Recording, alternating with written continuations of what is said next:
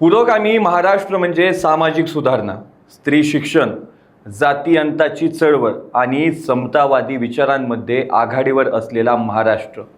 शाहू फुले आंबेडकर यांच्या विचारांचा पाया असलेला हा प्रदेश अंधश्रद्धा निर्मूलन, तर्कशुद्धता आणि पुरोगामी विचारांची परंपरा मिळवतो आणि यातूनच महाराष्ट्राची पुरोगामी ओळख निर्माण झाली आहे.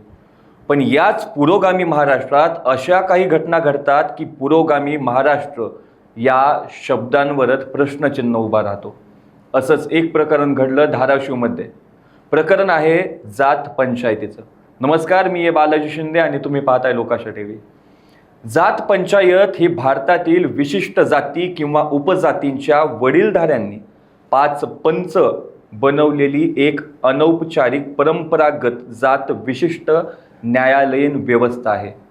ही संस्था स्वतःचे नियम बनवून जातीची एकता राखण्याचं काम करते. मात्र अनेकदा ती सामाजिक बहिष्कार, जबरदंड आणि अन्यायी निर्णय, उदाहरणार्थ वाळीत टाकणे, यासाठी सुद्धा ओळखली जाते. धाराशिवमध्ये एक संतापजनक घटना समोर आली आहे. तुझा मुलगा आमच्या देवाच्या कार्यक्रमात जेवला म्हणून देवाचा कोप झाला आणि आमच्या मुलाचा अपघात झाला, असा अजब तर्क लावत एका महिलेला आणि तिच्या मुलाला जात पंचायतीसमोर उभे करण्यात आलं, जिथे त्यांना चपलेने मारहाण करून 2,55,000चा दंड ठोठावत 60,000 रुपये जबरदस्तीने उकळल्याचा प्रकार उघडकीस आला. आणि या प्रकरणी धाराशिव शहर पोलीस ठाण्यात 20 एप्रिल रोजी 4 जणांविरुद्ध गुन्हा दाखल झालाय. फिर्यादी गायत्री श्याम चव्हाण, वय वर्ष त्यांचं 35, त्या राहणार आहेत धाराशिवच्या. हल्ली मुक्काम आहे त्यांचा घाटकोपर, मुंबई येथे. ह्या 6 एप्रिल रोजी रात्री 8 वाजेच्या सुमारास धाराशिव येथील जुना बस डेपो परिसरात आपल्या घरी होत्या. यावेळी आरोपी सागरबाई जगू पवार, ज्योती ज्योतिराम पवार, ज्योतिराम जगू पवार आणि प्रियंका गणेश पवार यांनी फिर्यादीशी वाद उकरून काढला.